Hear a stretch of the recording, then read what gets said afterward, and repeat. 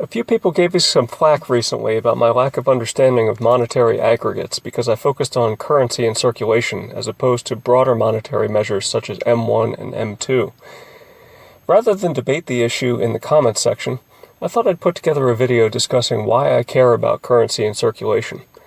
I'd like to start with this exhibit from the Federal Reserve website. This summarizes at the end of each year how much of each denomination a physical Federal Reserve note exists. Immediately, we can see that more than 80% of U.S. currency value is concentrated in $100 notes. Yes, this is the same $100 note that Larry Summers argued should be eliminated due to their use in the drug trade. But here's the peculiar thing.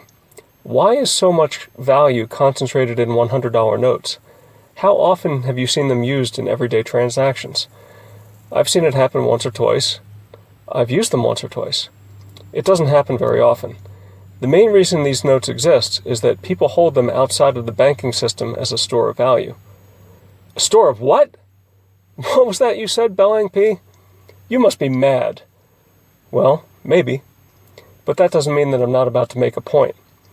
Some of my older subscribers may recall my Architects series where I discussed gold certificates. Let's see how they might play into this. Let's take a walk over to the Treasury. Let's see what the Treasury has to say about Federal Reserve notes. It says, Federal Reserve notes are legal tender currency notes.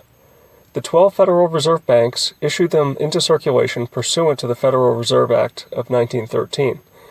A commercial bank belonging to the Federal Reserve System can obtain Federal Reserve notes from the Federal Reserve Bank in its district whenever it wishes. It must pay for them in full, dollar for dollar, by drawing down its account with its district Federal Reserve Bank. Federal Reserve banks obtain the notes from the Bureau of Engraving and Printing. It pays the Bureau of Engraving and Printing for the cost of producing the notes, which then become liabilities of the Federal Reserve banks and obligations of the United States government. Interesting. Notice that the Treasury doesn't say that the deposits held in the banks are obligations of the United States government, but it does say that the notes produced by the Bureau of Engraving and Printing are obligations of the United States government. Let's read on. Congress has specified that a Federal Reserve Bank must hold collateral equal in value to the Federal Reserve notes that the bank receives. This collateral is chiefly gold certificates and United States securities, which, by the way, are indirectly backed by gold certificates. This provides the backing for the note issue. The idea was that if the Congress dissolved the Federal Reserve System, the United States would take over the notes, liabilities, and this would meet the requirements of Section 411, but the government would also take over the assets, which would be of equal value. Federal Reserve notes represent a first lien on all of the assets the Federal Reserve banks and on the collateral specifically held by against them. Wow, how about that? So the collateral held against these notes printed by the Bureau of Engraving and Printing are the gold certificates that the Treasury issued to the Federal Reserve System, which is title to the 261.5 million ounces of gold held by the Treasury. The gold has a statutory value of $11 billion and a market value of $445 billion. So I guess if the U.S. government were to dissolve the Federal Reserve System, as stated here, the $1.9 trillion of notes currently in existence and printed by the Bureau of Engraving and Printing would stand as first liens against the 261.5 million ounces of gold. Geez, that's a lot of first liens on the gold.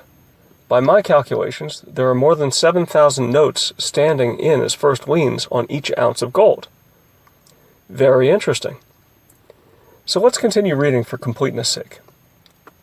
Federal Reserve notes are not redeemable in gold, silver, or any other commodity and receive no backing by anything. This has been the case since 1933.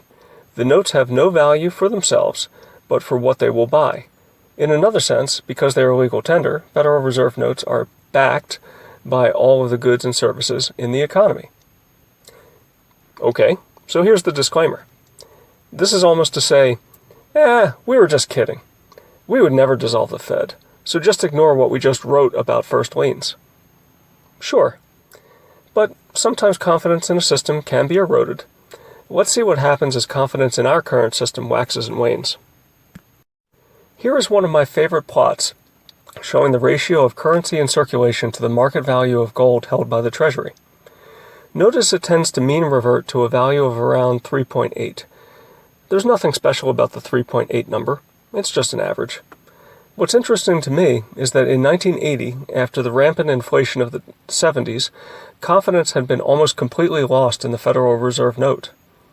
Notice that in 1980, the ratio hit a value of about 1.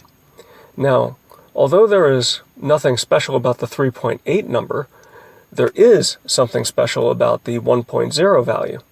It represents what would happen if all of the notes printed by the Bureau of Engraving and Printing were to be backed by the gold held by the Treasury. It's very interesting to ponder a loss in confidence similar to what was seen in the late 1970s. In contrast, we can see what happens during ebullient times. In 2000 and 2001, everyone considered the U.S. and her tech industry to be the marvel of the world. Alan Greenspan was the maestro, and nothing could possibly go wrong. Nothing could possibly go wrong. The ratio of currency in circulation to Treasury gold hit a high of 8.4, and it has spent the last 2 decades falling back to earth. I'm thinking we have lower to go. But even if we stay close to the average level for a while, gold should still increase at the rate that the currency in circulation increases. But what about all of those bank balances, you ask? Well, I don't know. But I can hear the voice of Treasury Secretary whispering in the back of my head, "If you don't hold it, you don't